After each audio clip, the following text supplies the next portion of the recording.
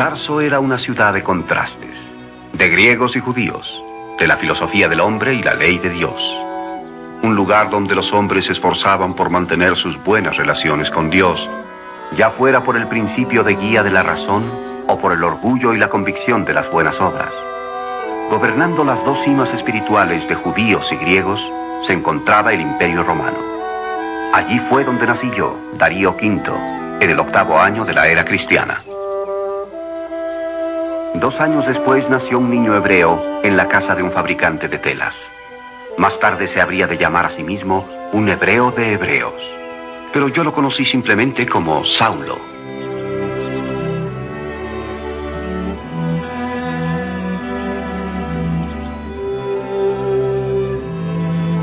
Desde su más tierna edad, Saulo había aprendido 2 cosas: la ley de Dios y el oficio de tejedor en la fabricación de tiendas y velas de barcos. Los judíos piadosos, ricos o pobres, enseñaban a sus hijos un oficio para protegerlos de la indigencia, porque la habilidad para ganarse la vida era la forma más segura de obtener la independencia económica. Debido a la fabricación de velas de su padre, llegué a conocer a Saulo. Mi padre poseía barcos e íbamos con frecuencia al taller de Joaquín para que nos hiciera reparaciones o regatear por una vela nueva. Saulo era sensible, concienzudo, devoto, entusiasta y mi amigo. Saulo. Darío, ¿de qué parte del mundo regresas esta vez? ¿Te arruinó una tormenta las velas? El barco de mi padre es una vieja tina. Debe ya tener 200 años, cuando menos. Ya debería haberse hundido muchas veces. De no ser por las planchas de cobre que lo mantienen de una pieza. Tú sabes cómo son esos problemas. Mi padre te dará un precio en definitivo mañana a estas horas. Muy bien, pero queremos una vela nueva. No queremos una vela renovada. Llévame al barco. Allí tomaré mejor las medidas. Ya tengo las medidas. ¿Tu padre las tomó? Sí. ¿Por qué? Ja, esa puede ser la causa de que la vieja tina esté por hundirse. ¿Vas a ser también fabricante de tiendas? Es un oficio nada más. Pero puedes ganar mucho dinero. Nuestra familia es de leales ciudadanos romanos, pero también somos celosos fariseos. Y el estudio de nuestras tradiciones y leyes es más importante que hacer dinero. Y si quiero llegar a ser rabino, tengo que ganarme la vida en un oficio para enseñar sin que me paguen. Qué espléndida herencia tenía Saulo. A su familia correspondían todos los derechos de su origen, de la gloriosa presencia de Dios, del servicio del templo y de las promesas hechas a sus patriarcas. ¿Tú quieres ser rabino? Lo que realmente quisiera es irme de Tarso a Jerusalén. ¿Por qué a Palestina? Para estudiar con el gran sabio Gamaliel. Pero no me malinterpretes, realmente extrañaré Tarso. Este es el único lugar en todo el Imperio Romano en donde pueden llevarse bien los judíos, los griegos y los orientales. Ja, hasta estoy hablando contigo y solo eres un griego. Tal vez aprendas algo. Mi padre dice que ustedes los judíos podrían aprender algunas cosas de nosotros, los griegos. Probablemente muy pocas, en todo caso. Eso es lo que me gusta de ti, Saulo. Eres muy liberal. Pero la debilidad de Saulo como fariseo se encontraba en el hecho de que su religión no era la experiencia interior de la fe y el amor, ni la comunión espiritual con Dios, sino una ejecución minuciosa del ritual. Buenas obras revestidas de legalismos. Ese día apenas pude creer hasta qué punto se había vuelto legalista. Y no estaba bromeando conmigo. Tomaba muy en serio este cumplimiento estricto de las reglas y la ley. Para un observador estricto de la ley ya me he contaminado, solo por haber caminado contigo. Oye, ¿pero qué estás diciendo? ¿Que contamino y huelo mal? No es demasiado notable. Te lo agradezco mucho. Espero que no lo tomes como cosa personal, Darío, pero aún la más leve contaminación debe ser lavada. Oye, ¿quieres decir que te vas a bañar solo porque caminaste un rato conmigo? No te sientas mal, lo mismo les ha pasado a todos mis amigos griegos, tú lo sabes. ¿De qué te ríes, Darío? ¿Por qué esperar a que llegues a casa para bañarte? ¡Báñate de una vez! No te sientas mal, Saulo. Eso le pasa a todos mis amigos judíos, tú lo sabes. ¡Darío! Hasta de joven estaba obsesionado por su propio complejo de superioridad. Todavía me parece gracioso cuando recuerdo que él pensaba que yo lo contaminaba con mi presencia. Me estás lastimando, Saulo, y ya te volviste a contaminar más que antes. ¿Y ahora qué? ¡Adiós! ¡No corras, Darío! Ya te alcanzaré. Verás, pequeño pagano. Pero entre las mediciones de Saulo y el tejido de su padre, se las arreglaban para hacer las mejores velas y tiendas de todo Tarso. Trabajando juntos, su fama se extendió más allá de los muros de su taller. La familia de Saulo creía en el Imperio Romano por el beneficio de sus puentes, caminos y acueductos. Y como Roma había traído la paz y el orden, veían a los gobernantes del imperio como instrumentos de la voluntad de Dios. Sus familiares eran sus súbditos fieles, no sus esclavos oprimidos. No sufrían a manos del imperio y en consecuencia lo veían muy favorablemente. Aún así, como judíos, sentían respeto por Roma, aunque no un amor patriótico. Y esa fue la posición política de su familia en los años venideros. El tiempo que Saulo pasó en Tarso marcó el principio de una profunda desarmonía en sus actividades religiosas. ¿Era la religión la observancia esmerada de la ley? ¿O sería una gran experiencia espiritual de amor y misericordia de Dios? ¿O podría ser ambas cosas? Sus viajes a Jerusalén estaban todavía a varios meses de distancia. Pero el día que midió las velas en la nave de mi padre fue la primera y la última vez que reímos y jugamos con tanto abandono. Habrían de pasar muchos años antes de que volviera a verlo sonreír. Saulo, ¿estás listo para partir? De algún modo hace mucho que sabía que estabas destinado a una finalidad más alta que la fabricación de tiendas. Pero esperaba que la encontraras aquí en Tarso. Mis emociones se entremezclan, pero el orgullo las supera. Estoy orgulloso de ti. Padre. Tu ropa y unas herramientas nuevas están listas.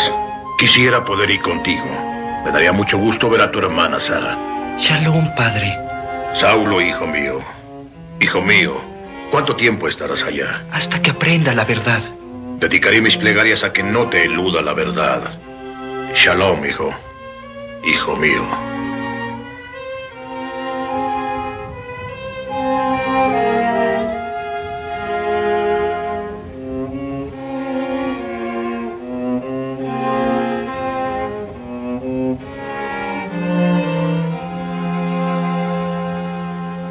¿Qué es la verdad? Fue una pregunta que Saulo se hizo muchas veces en su búsqueda del significado de la vida. Pero la verdad y su significado eludieron a Saulo en su juventud. Sin embargo, no se detendría ante nada para encontrarla. Tal vez nunca la encontrara, pero había una cosa segura. Una vez que Saulo iniciara su búsqueda, este hombre de Tarso jamás se daría por vencido.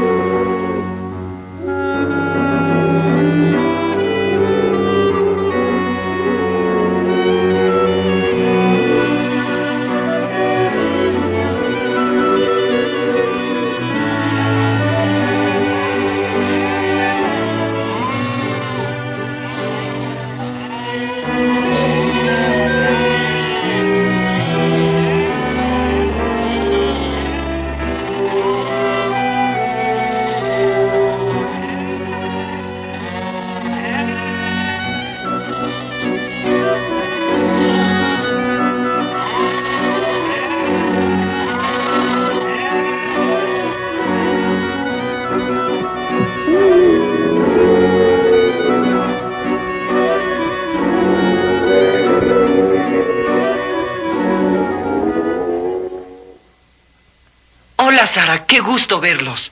Aquella fue una reunión feliz. Saulo habría de quedarse con su hermana Sara, cuyo esposo vendía tiendas a los peregrinos en Jerusalén y a los habitantes del desierto más allá del Jordán. Siempre había simpatizado con su cuñado y esperaba con ansia hacer su vida con ellos. Llegó en la época de Pascua.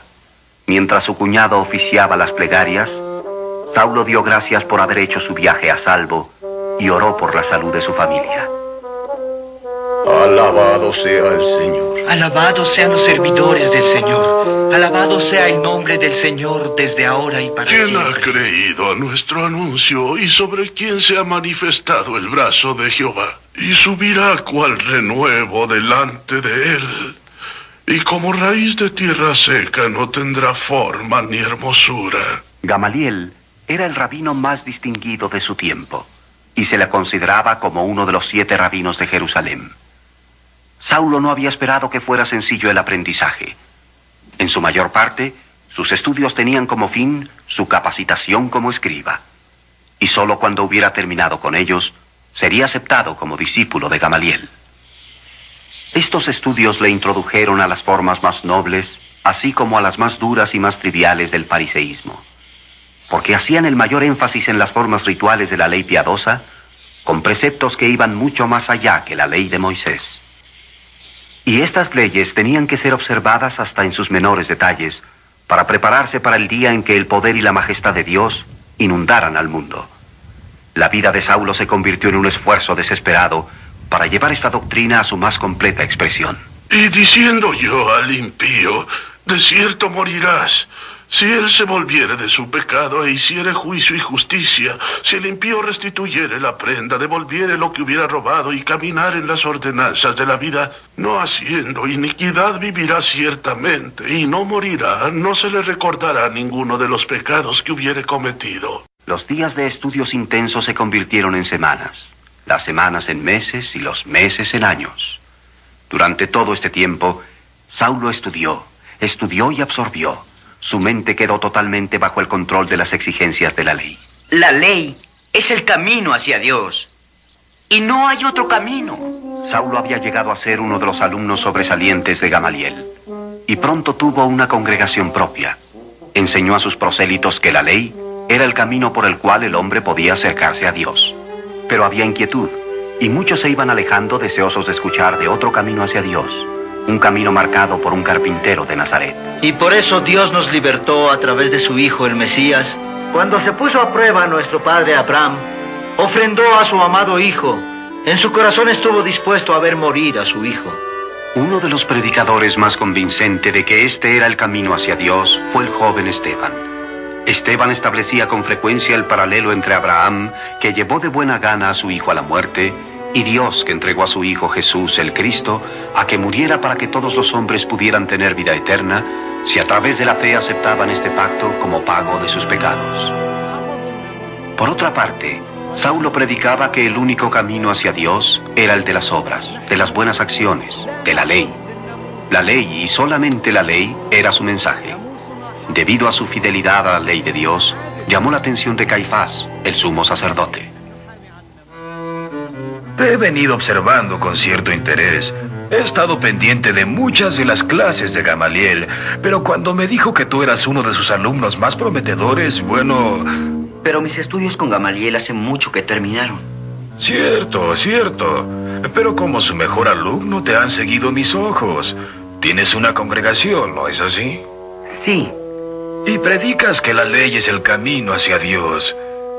Los inspiras con el fervor del templo y su devoción. Eso es raro. Sospecho que tú llegarás lejos. ¿Y vos habéis pedido esta reunión simplemente para enunciar vuestros cumplidos a un joven escriba? Quiero que te unas a los escribas del Sanedrín. ¿Qué? ¿Te decepciona? Es una gran responsabilidad. Sin duda. Pero tienes una claridad de visión poco común. Eres persuasivo. Impaciente tal vez, pero qué judío ambicioso no lo es. Necesitamos a alguien como tú para preparar los testimonios en la corte más alta de Israel. ¿Aceptas? Si vos creéis que lo merezco. Bien. Queremos que continúes dirigiendo tu congregación y que ayudes a castigar a aquellos que pervierten la ley. Saulo había aceptado espiar en su congregación a todos aquellos que en creciente número se unían a los nazarenos, aquellos que creían que Jesucristo, y no la ley, era el camino hacia Dios. Confío en que este arreglo nos lleve a una solución benéfica de los dilemas religiosos que nos rodean. Espero poder ser útil. Sí, y dicho sea de paso, puedes confiar en que tendrás todo el apoyo del Sanedrín. Y una cosa más. Este nuevo puesto te va a ocupar todo tu tiempo. Quisiéramos que... ¿Que deje la fabricación de tiendas? Exactamente. Bueno, no por completo. Después de todo, una vez que hayamos llevado a los nazarenos a la justicia, querrás tener algo en que ocuparte nuevamente. En los días que siguieron, Caifás habría de enfrentarse a embarazosas derrotas en su campaña contra Simón Pedro y los nazarenos, porque Pedro confundió a la alta corte con su elocuencia, su lógica y su amor. Y no habiendo sido acusado formalmente por el Sanedrín, los nazarenos florecieron más que nunca. A pesar de los deseos fervientes de Saulo por complacer a Caifás, el número en su congregación se fue reduciendo. Incluso en su propia mente seguían sucediéndose las dudas. ¿Quién era este Jesús? ¿Por qué cada nuevo esfuerzo alejaba más a la gente del templo? ¿Por qué quería destruir Caifás a los nazarenos con tan endebles bases legales? La búsqueda de la verdad dejó exhausto a Saulo, convirtiéndolo en un joven confundido y perdido en el frenesí espiritual de su tiempo. Un hombre vacío, envuelto en la infelicidad. No has hablado en toda la tarde, hermano. ¿Qué te pasa? Sara, ¿qué le pide Dios al hombre? La mayoría de los fariseos consideran el futuro de los hombres ordinarios como sin esperanza alguna. ¿Es eso lo que tú crees, Sara? ¿Qué más da una cosa u otra? Muchísimo. Nosotros somos el pueblo elegido de Dios. No tenemos más finalidad en la vida que cumplir su voluntad, que nos es revelada en la ley. ¿Qué ley? ¿La ley de Moisés? ¿La de los saduceos? ¿O la de los fariseos? ¿O será la de todos? Sara, la ley es la expresión completa de la voluntad de Dios. Ya basta, no quiero oír una palabra más de eso. Y entonces hay la posibilidad de que podamos ejecutarla tan completamente que Dios mismo no nos pueda pedir nada más a nosotros. ¿Y quién ha hecho tal cosa? ¿Tú? Estoy trabajando en ello. ¿Cómo? ¿Espiando para los fariseos? Dios exige la obediencia. Déjate de evasivas, Saulo. Está bien. Sí, yo espío para los fariseos, Sara. ¿Querrías saber por qué lo hago? Nuestra ley está siendo corrompida por los discípulos de Jesús. Y a ti te ha corrompido el orgullo. Sara, es que tú no entiendes. No me importa lo que hagas, ni cómo lo hagas, mi querido hermano. Tu obsesión por la ley te está llevando a la desesperación, con amargura y vanidad. Sara, ¿qué estás diciendo? Eres culpable de eso, de espiar a gente inocente, a personas que no creen lo mismo que tú. No escucharé una palabra más. 5 años viviendo en Jerusalén y ya es imposible vivir contigo. He vivido para Dios y la ley. ¿Para Dios? Pues entonces te puedes quedar con Dios. No puedes vivir con seres humanos, ni aún contigo mismo. No digas eso, Sara. Tus buenas obras han engañado tu inocencia y tu búsqueda de la verdad te ha llevado de un esfuerzo frenético a otro para ser perfecto. Me niego a seguir escuchando. No puedes ser perfecto. Y esa es la batalla interna dentro de tu atribulado corazón. La ley exige la perfección y tú no puedes lograrla. ¿Y tú estás celosa de mi devoción a Dios? La infelicidad, querido Saulo, es la única cosa de la que no puedo estar celosa.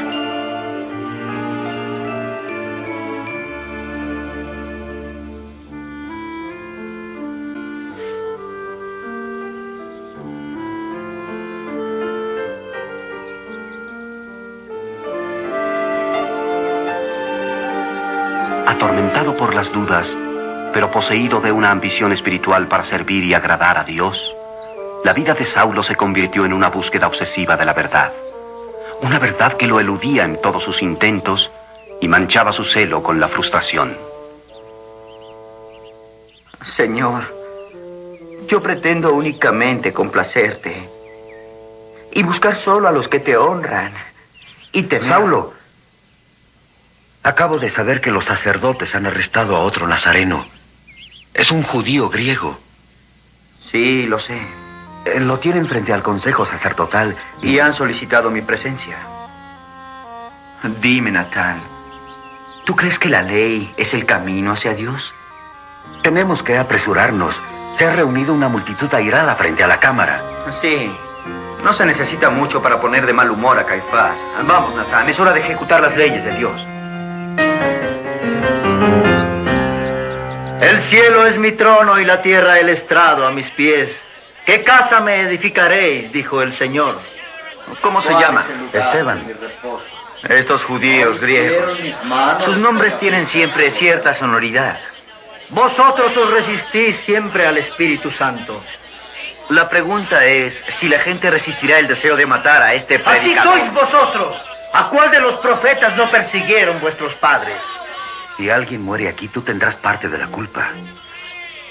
Ustedes se resisten siempre al Espíritu Santo. Sí, lo sé. Eso es parte de mi responsabilidad. Por eso vuestros padres mataron a los profetas que anunciaron la venida del justo. La ley es rápida y justa. Nuestra nación está edificada sobre las leyes de Dios. Y cuando oímos a un hombre blasfemar, y por lo que escucho, este Esteban es el hombre que lo está haciendo. Escúchalo bien. Deliberadamente habéis destruido las leyes de Dios.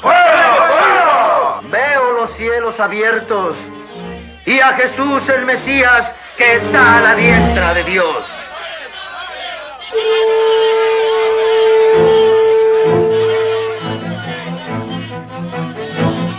Es un hombre muerto. Lo van a lapidar.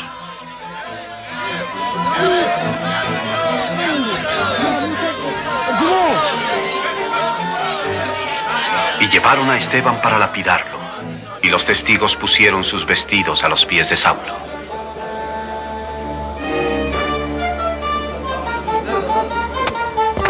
Señor Jesús, recibe mi espíritu. Señor, no los culpes de este pecado.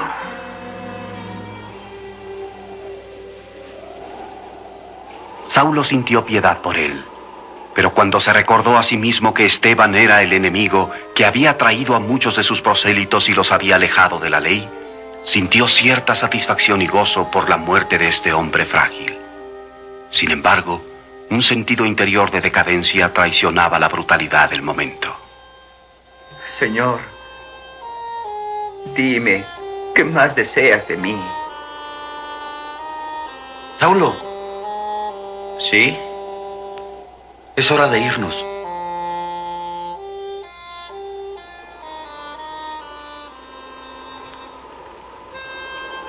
Aquella fue una experiencia aterradora para cualquier hombre, y aún más para Saulo, porque siguió obsesionado por el recuerdo del suceso durante muchos años.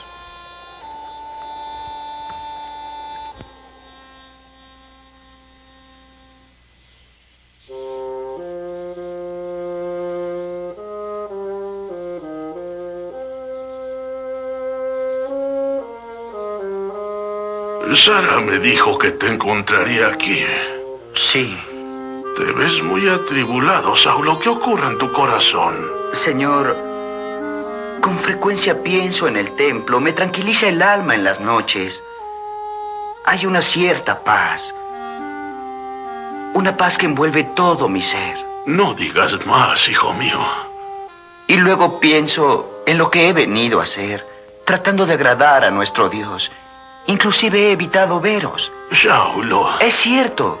Desde que empecé a trabajar para Caifás, me he ido alejando más y más de vuestras enseñanzas. Hay muchas formas de interpretar la ley de Dios. Y Caifás ha convertido la interpretación en una acusación. Tal vez por eso Dios me ha puesto en el consejo, para ayudar a imponer el espíritu de la ley y no solo la letra de la ley, hijo mío. Ayer, el hombre que llevamos a lapidar no tenía miedo, pero yo sí.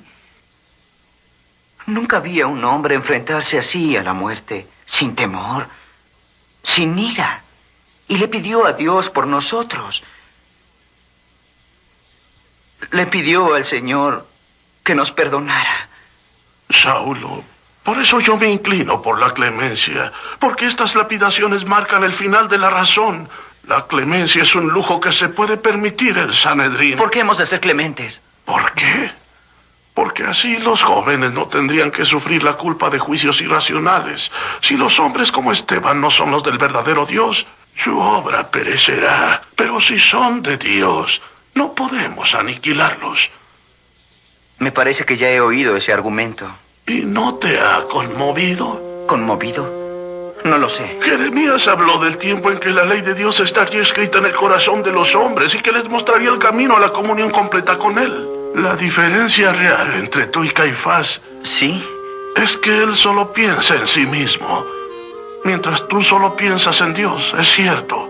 Y no sé si habrá alguna esperanza. Quisiera estar solo. Sí, hijo mío, por supuesto. Yo lo entiendo. Oh, cómo extraño Tarso. Recuérdalo. Las convicciones pueden resistir la culpa de un corazón quebrantado. Sé generoso con tus sentimientos. Cede a tu corazón, no solo a tu intelecto.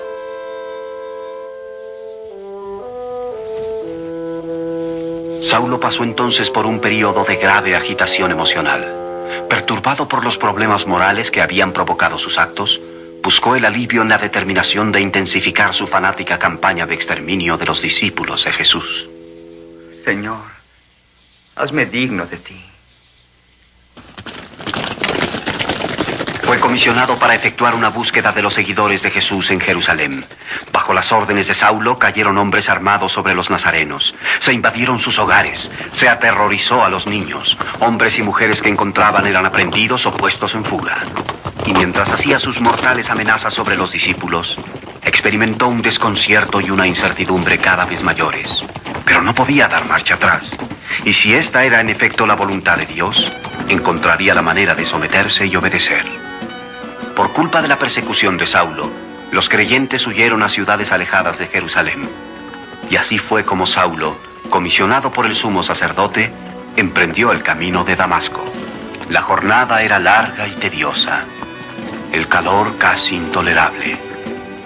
Saulo pasó días de sufrimiento, temiendo el momento en que tendría que esgrimir una vez más la espada de la crueldad y la intransigencia. Pero le perseguía la misma pregunta inquietante. ¿Sería esta persecución la voluntad de Dios? ¿Quién era este Jesús? ¿Por qué la ley y sus propias buenas obras lo traicionaban, sometiéndolo a una terrible experiencia tras otra? Era el mediodía. De pronto, Jesús se apareció a Saulo bajo una luz deslumbrante para librarlo de su dolor y su confusión.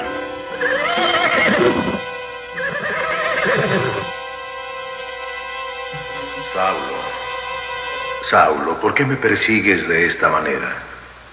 ¿Quién eres, Señor? Soy Jesús a quien tú persigues. Señor, ¿qué es lo que deseas de mí? Ve a la ciudad. Ahí se te dirá lo que debes hacer.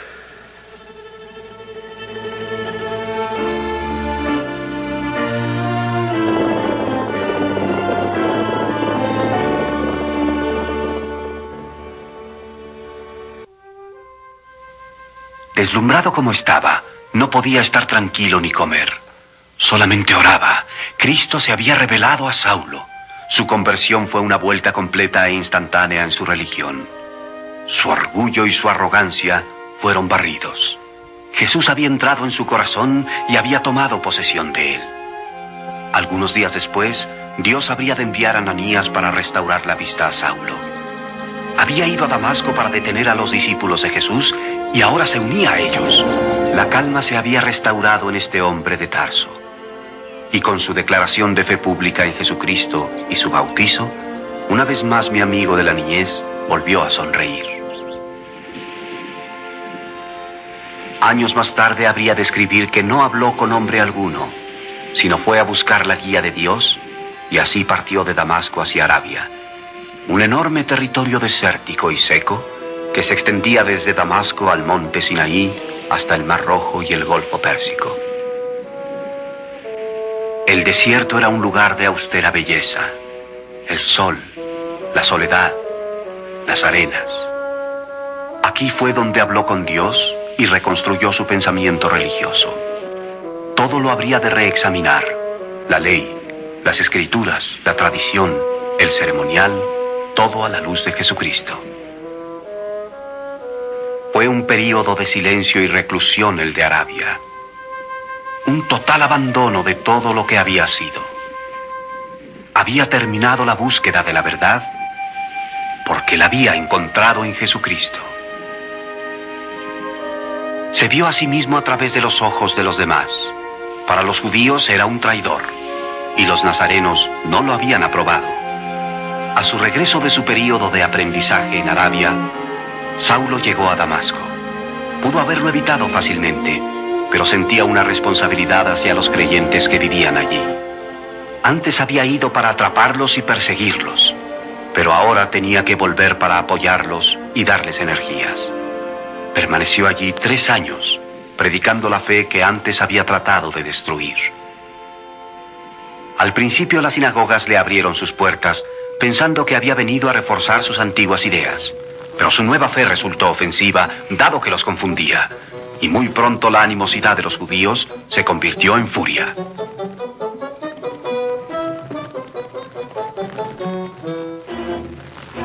Saulo se fue a ocultar entre los creyentes de Damasco, quienes ahora eran sus devotos amigos. Cuando llegó el momento, la despedida fue emocional y triste. Pero Saulo tenía tantos recursos como los que yo recordaba de nuestra niñez. Y lo que sucedió aquella noche permaneció en su memoria como una de sus más dramáticas escapatorias. Saulo salió con vida, haciéndose bajar de las murallas de la ciudad en una cesta. Y eso quedó como el prólogo de una larga serie de persecuciones y escapatorias que habrían de venir. Regresó a Jerusalén y con su oficio de fabricante de tiendas y su nueva fe, se las arregló para ganarse la vida y predicar. Intentó entrar en relación con los discípulos, pero lo rechazaron airados. Se negaron a recibirlo porque no creían en su conversión, pero Saulo se negó a ser desairado. Hola, sentaos. Gracias. Tuviste hoy muchos oyentes. ¿Fui honrado con vuestra presencia? ¿Me permitís? Por supuesto. Es del Señor. Y vuestro también. Muy buena. Vuestra generosidad en Dios es encomiable. Tengo tanta hambre como un león.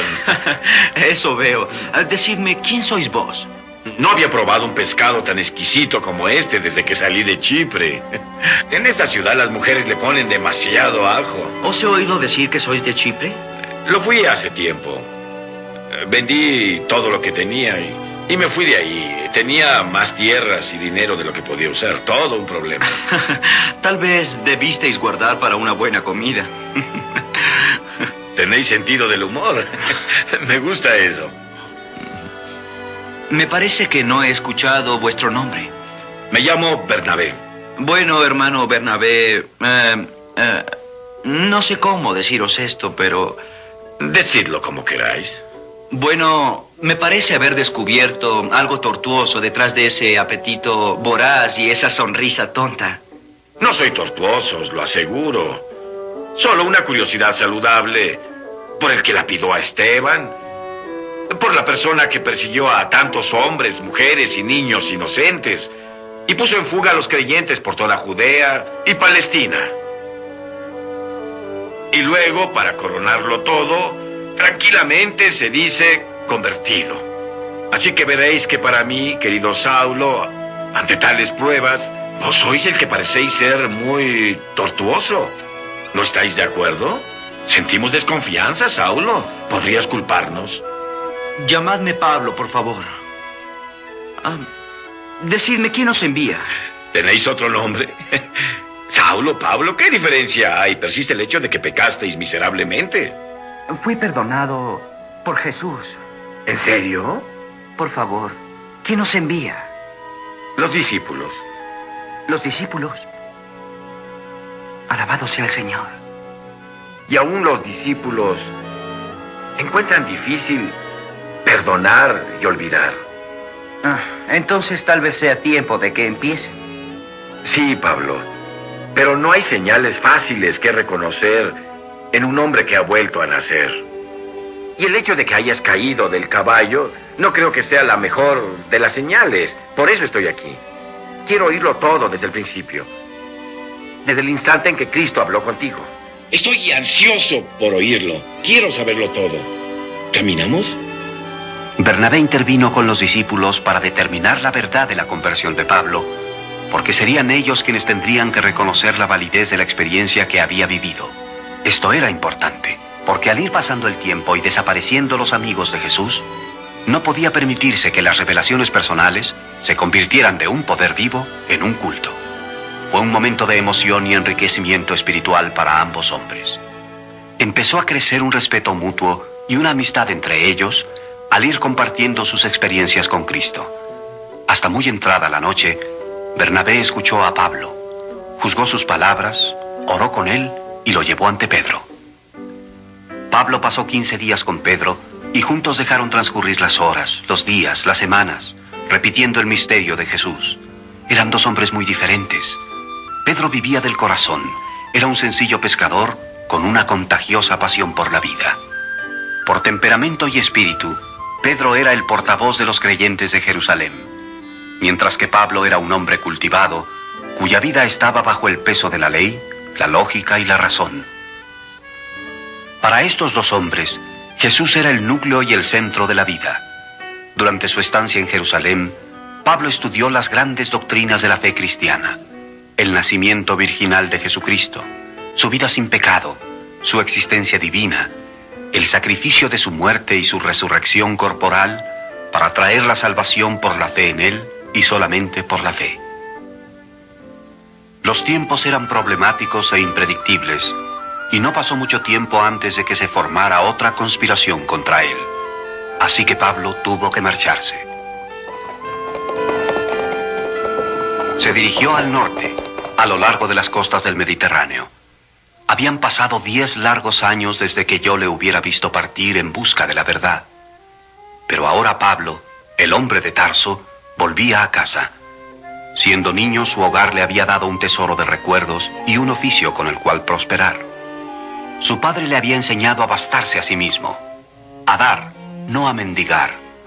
Y ahora, con sus padres muertos y su familia emigrada, tuvo que reunir las piezas sueltas para empezar de nuevo. Inició la tarea de revivir el establecimiento de la fabricación de tiendas de su padre. Pero no fue esa su única tarea. Se propuso también una empresa mayor, la de cambiar los corazones, las mentes y las vidas a través del poder dinámico de los evangelios de Jesucristo. En las reuniones sabatinas en la sinagoga, habló del Mesías prometido por los profetas y del conmovedor relato de la vida de Cristo. Muchos de sus oyentes le siguieron a su casa para continuar escuchándolo. Como resultado de su testimonio, de su predicación y de sus enseñanzas, su casa pronto se convirtió en un lugar de reunión de los nazarenos. En años posteriores, habría de afirmar que el principio de su nueva vida espiritual se había iniciado en ese lugar. Muchas veces tomó el camino bajo el calor o la lluvia para hablar con todo aquel que quisiera escucharle. Sus enseñanzas fueron un mandato espiritual del ministerio de Jesús. Solamente hay un camino, y ese camino no es el de la ley.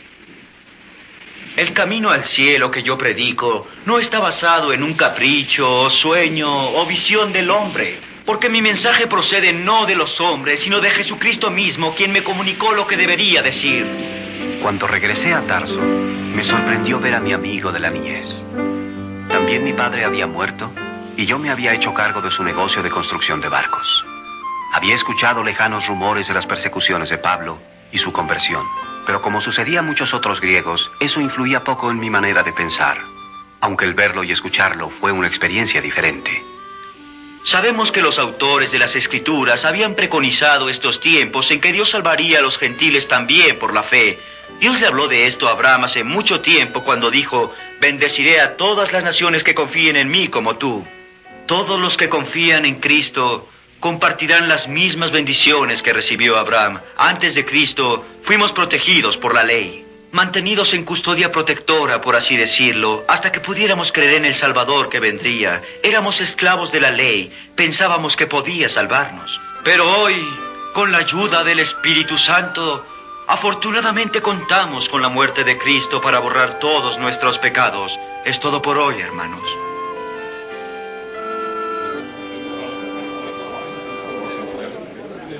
Y fue aquí, cerca de las playas donde habíamos jugado cuando niños, donde se cruzaron nuevamente nuestros caminos.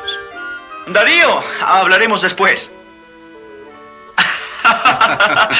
Darío, pequeño pagano, ¿cómo estás? Muy bien, pero creo que la mayoría de tus oyentes son paganos. Hay aún algunos judíos entre ellos, pero me alegra decirte que tus compatriotas, los griegos, aunque te sorprenda, son muchas veces mis oyentes más atentos.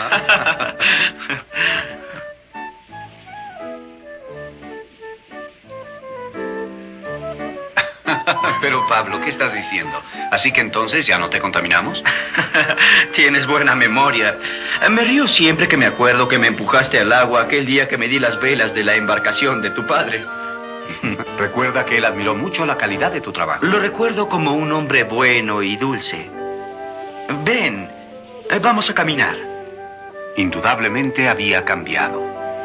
Me resultaba difícil creer hasta qué punto podía cambiar un hombre en tan pocos años.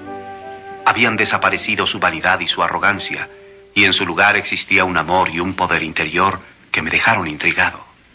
Toda su vida, Pablo había sido un hombre de grandes dotes intelectuales. Antes de su conversión, poco había podido hacer como no fuera reprimir y asfixiar su capacidad latente. Pero ¿cómo podría usarla ahora, escondido como parecía estar en Tarso? Pablo, dime, ¿por qué has vuelto a Tarso? Tal vez porque aquí puedo aprender algo. ¿Aquí? Sí, Darío. Aún aquí, donde viví mi juventud. Esta ciudad ha sido un semillero para mí por muchos años. A veces el hombre debe regresar a su cuna. Puede ser un buen lugar para encontrar la dirección. Las soluciones no siempre vienen en la forma de visiones brillantes. El hombre debe probar todas las experiencias. Al escuchar las palabras de Pablo, no podía menos que admirar su sentido de tiempo y lugar. Estos años han sido un tiempo de plantar y cosechar, de dudas y seguridades, de quién y dónde, de qué soy yo, y dónde he estado, y a dónde voy. ¿Y qué soluciones has podido encontrar, Pablo? Bastantes. Haber nacido en el lugar donde se encuentran las grandes rutas comerciales del mundo. Un mercado popular donde los judíos y griegos viven en armonía. Tener la bendición de una inapreciable tradición de disciplina judía, además de la curiosidad griega. Y añade a eso, Darío, la ciudadanía romana. Y luego lo más grande de todo eso es el tener un Dios que posee mi destino en sus manos. En efecto, Darío, he encontrado muchas soluciones. Tengo la impresión de que nunca te he visto tan contento y feliz. Yo tampoco, Darío. Es emocionante. Hacia allá están los mares romanos y sus caminos que nos comunican con todos los hombres. Más allá de esos mares, Darío, hay hombres cuyo destino aparente es conocer la naturaleza de sus desesperanzas. Su única esperanza es conllevar esa desesperanza con fortaleza y dignidad. En la superficie ese destino parece siniestro e imposible de mejorar o cambiar de manera alguna. Pero con Cristo, el hombre no es una víctima desamparada. Cristo le da un propósito a todos los hombres. Entonces, no entiendo por qué sigues aquí en Tarso. Vine a buscar las respuestas y a despedirme del pasado. Y además vine a buscar a Darío V. Y a ofrecer a mi leal amigo de la niñez la misma verdad que yo he encontrado libremente a través de la fe en el Mesías de Dios, su Hijo y nuestro Señor Jesucristo. Me gustaría mucho que me hablaras de él, de ese Jesucristo. Y Pablo estaba dispuesto a satisfacer mi inquietud y a hablarme de Cristo. El mensaje de Cristo había cambiado su vida y todos sus procesos mentales. Él estaba en el centro del cambio. La historia se lo exigía. Y la naturaleza misma de la verdad que mantenía lo lanzó al torrente cambiante de los tiempos. Me relató la vida de Abraham y me habló de los escritos de sus antepasados. Los llamaban las Sagradas Escrituras. Me habló de cómo fue sometida a prueba la fe de Abraham cuando llevó a su hijo a la tierra de Moriah y luego a un monte donde debía sacrificarlo. Pero Pablo, no comprendo por qué Dios quería que Abraham sacrificara a su único hijo. Dios estaba probando la fe de Abraham. Cuando ascendieron al monte de Moriah, le entró curiosidad a su hijo. Se volvió y le dijo: no lo comprendo. Hemos venido a hacer un sacrificio al Señor. Tenemos las piedras para el altar y la leña y el pedernal para encender el fuego. Pero ¿dónde está el cordero para el sacrificio? Y Abraham le dijo: Dios proveerá el cordero, hijo mío. Así que continuaron haciendo el altar y pusieron la leña para la hoguera. Luego Abraham ató a su hijo y lo tendió en el altar sobre la leña. Luego Abraham levantó el cuchillo para hundirlo en el cuerpo de su hijo. Y en ese momento el ángel del Señor le gritó, ¡Abraham! ¡Abraham! Y Abraham contestó, aquí estoy. Y el ángel le dijo que dejara el cuchillo y no lastimara a su hijo. Y entonces supo que Dios tenía primacía en sus prioridades. No lo había detenido ni siquiera su amado hijo. Entonces Abraham alzó la vista y vio un cordero con los cuernos atorados en los matorrales. Dios le había proporcionado el sustituto. Y Abraham tomó el cordero y lo sacrificó en lugar de su hijo. Así que Dios sí proveyó el sacrificio. Sí. Tu historia es profunda, sin duda. Pero ¿por qué me la has contado? Porque todos somos pecadores y Dios es un Dios justo. Y demanda un sacrificio para borrar todos nuestros pecados. Sí, pero... Pablo, yo soy constructor de barcos. No tengo un cordero que sacrificar ni un hijo que ofrendar. Y no estoy seguro de que lo hiciera, aunque los tuviera ambos para ofrendarlos a Dios. Darío, es como el relato de Abraham y su hijo. Nosotros ejecutamos la fe, pero el sacrificio es proporcionado por Dios. Dios es quien provee por nosotros.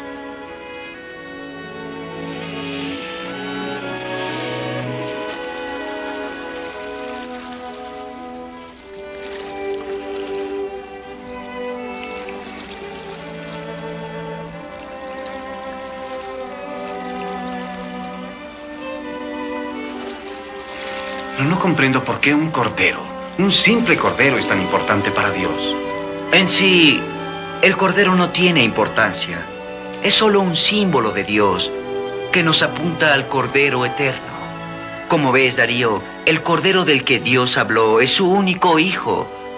Nuestro sacrificio, Jesucristo, que fue sacrificado antes de la fundación del mundo. Todos los sacrificios que se han ofrecido desde entonces han sido para ayudarnos a entender el único sacrificio verdadero y final, el de Jesucristo. ¿Quieres decir que Dios sacrificó a su único hijo solamente por ti y por tus pecados? La idea causaba vértigo. Y aún más profunda que la historia de Abraham era pensar que el Hijo de Dios había muerto por mí. Pero Pablo, dime por qué. ¿Por qué Dios sacrificó a su hijo por mí? Porque Dios ama. Él ama a Darío V, igual que ama a todo el mundo. ¿Y dónde sacrificó Dios a su hijo? En una cruz cerca de Jerusalén. Oh, pero fue crucificado. ¿Y dónde está su tumba? Debo ofrecer mis respetos a ese gran hombre. Amigo mío, su tumba está vacía. Es algo más que solo un gran hombre. Es el Hijo de Dios. Solo el Hijo de Dios podía morir por nuestros pecados y levantarse de entre los muertos, para darnos la victoria sobre la muerte, para darnos la vida eterna. Pablo, ¿y tú lo conoces? Me refiero al Hijo de Dios. Sí, Darío. Su poder está dentro de mí. Dios me ha sellado como uno de sus propios hijos. Todo lo que Él es está aquí dentro, como una clara indicación de su amor a todos los hombres de la tierra. De no haberme demostrado ese amor que se originara con Dios y que había pasado a su Hijo Jesucristo, sus palabras habrían permanecido vacías, pero sus palabras no tenían nada de vacías. Casi llegaban más allá de la credulidad, pero estaba hablando con la prueba de que eran ciertas. Se trataba de un hombre cuya vida había cambiado, cuyo corazón había cambiado, cuya mente se había transformado. El viento soplaba del mar y yo sentí por primera vez su abrazo fresco y sedante. Dios parecía llamarme para que le escuchara, para interrogarme, y días más tarde, para que lo aceptara como mi Salvador. ¿Quieres decir que sí lo aceptas como tu Salvador? Exactamente, lo he decidido. ¿Sabes realmente lo que dices? Lo que te ha ocurrido a ti, me ha pasado a mí también. No puedo creerlo. Fue maravilloso. Yo iba en mi barco hace 2 días en una inspección rutinaria. Entonces empecé a advertir errores que antes jamás había notado. Mis hombres me habían informado el día anterior que el barco estaba en perfectas condiciones en todas y cada una de sus partes. Pero allí había un defecto que no habían visto. Y ellos son marinos experimentados. Y de pronto, toda mi vida pasó frente a mí. Y entonces vi defectos que otros no conocían. Y me vi a mí mismo como pecador, manchado y sin esperanza. Y luego todo lo que tú habías tratado de decirme, de hacer sacrificios para redimirnos del pecado, me sacudieron con terrible convicción. Tú me habías dicho que Jesucristo era Dios en persona, que era el verdadero Cordero que borra los pecados del mundo. Mis culpas me destrozaban. Sentí la necesidad de hacer un sacrificio, mi sacrificio. Tú fuiste derribado por una luz, pero yo me encontré de pronto de rodillas en la cubierta de mi nave, clamando a Dios. Oré algo parecido a esto, Pablo. Oh Dios de Abraham, me presento ante ti en nombre de tu Hijo. Creo firmemente que se hizo hombre para sufrir la muerte por mí. Y creo que está vivo hoy. Oh Dios, yo, Darío, soy un pecador. Pero Jesús murió por mis pecados. Estoy perdido. Sálvame. No estoy seguro, pero creo que eso dije. Pero recuerdo que lloré de alegría. No pude contenerme. Supe entonces que lo que le había pasado a Saulo de Tarso le había pasado a Darío. Supe que interiormente era un hombre nuevo. Las palabras no pueden describir lo que en realidad ocurrió en mí. Fue algo maravilloso, Pablo, más allá de lo que tú puedas imaginar. Puedes creerlo, Pablo. Eso pasó exactamente como te lo estoy diciendo. ¿Me crees, verdad, Pablo? ¿Me crees? Ah, por supuesto, te creo. He orado por ti, Darío, para que recibieras a Jesús como tu Señor y Salvador personal.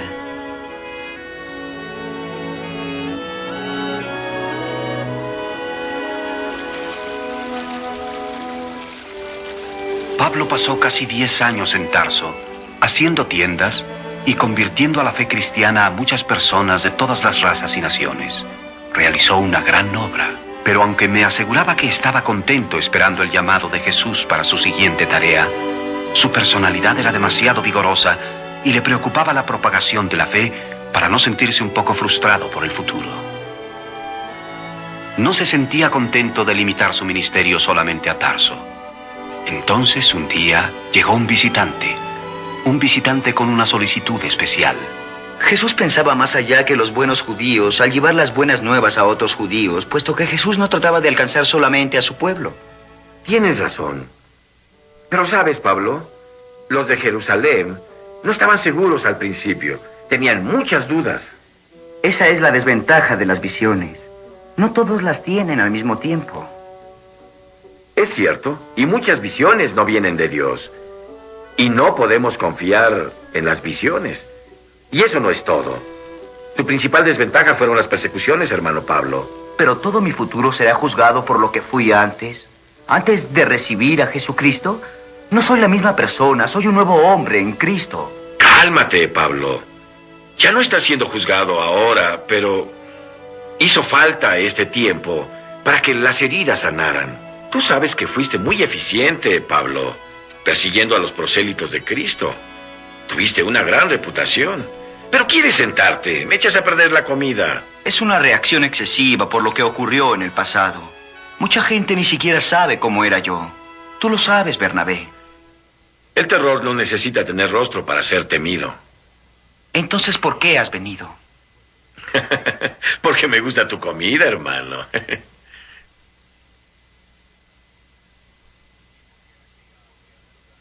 Y porque ha llegado tu hora. ¿Ha llegado mi hora? ¿Mi hora para qué? Para que vayas a Antioquía. ¿A Antioquía? Así es. Todas las heridas del pasado fueron sanadas por la obra que hiciste aquí. Tu magnífica obra entre los gentiles. ¿Cuánto tiempo fue? ¿5 años? ¿6 años? Sigue contando. Te estás acercando. ¿Sabes cuántas tiendas puede hacer un hombre en todos esos años? ¿Tienes una idea? ¿Quién cuenta tiendas, hermano Pablo? Me han dicho que todos los conversos no pueden ser contados y que los has organizado con buen éxito. Pero, ¿por qué habría de ir a Antioquía? ¿Por qué Antioquía? Es el evento más grande por hacer desde que se cruzó el Mar Rojo. Es difícil de describir. Están congregando a tantos gentiles creyentes. Son tantos que se están yendo de la ciudad hacia el campo. Ya no podemos ni contarlos, hermano Pablo. Antioquía te necesita. Tu experiencia y tu habilidad incansable. ¿Qué me dices? Debo saber quién te envía. ¿Acaso fue Jesús? Estás en lo cierto, hermano. Claro que fue Él. Estamos comprometidos, Pablo, a un solo curso de acción, a predicar el Evangelio de Jesucristo a todos los hombres, sin importarnos su procedencia, color o raza. Sí, hermano Bernabé. Con Cristo, ningún hombre debe quedar fuera. En toda la historia de la humanidad, sería difícil encontrar a otro hombre con tal don para hacer amigos como Pablo. Sus amigos llenarían un día los caminos del imperio, y así terminaron los días más oscuros de la vida de Pablo. Años de reflexión, de ajuste y de preparación, de aprender cómo aproximarse a todos los hombres con el Evangelio en la mano.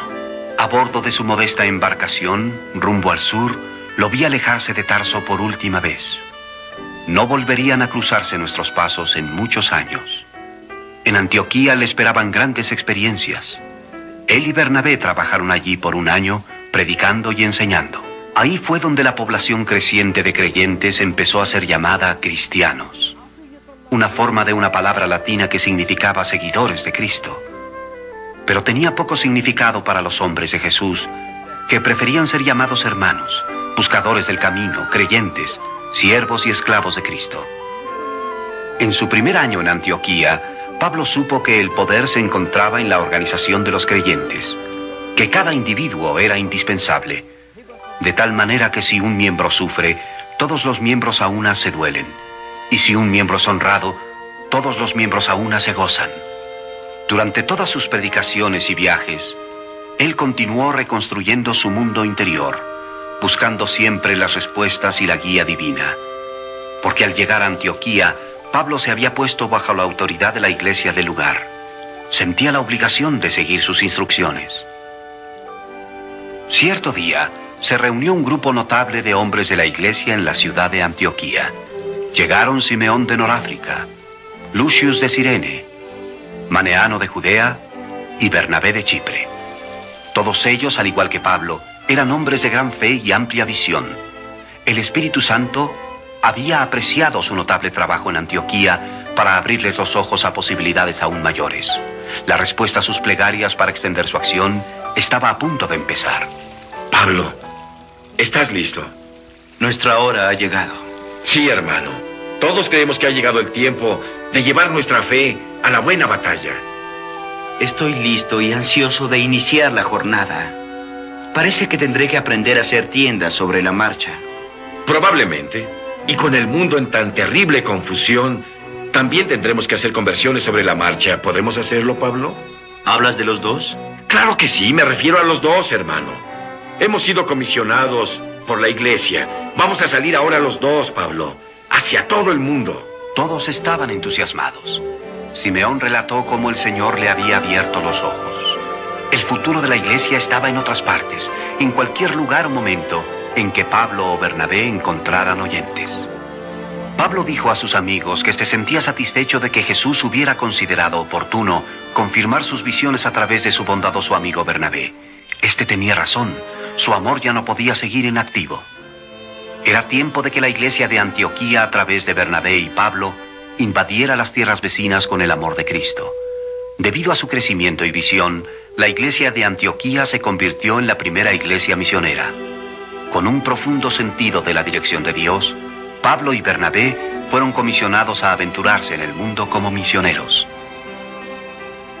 Todo lo que había pasado a Pablo en esos últimos 15 años, y todo lo que estaba pasando en el mundo, y sobre todo el Espíritu de Cristo que ocupaba su corazón, lo lanzaron a las páginas del tiempo y de la historia.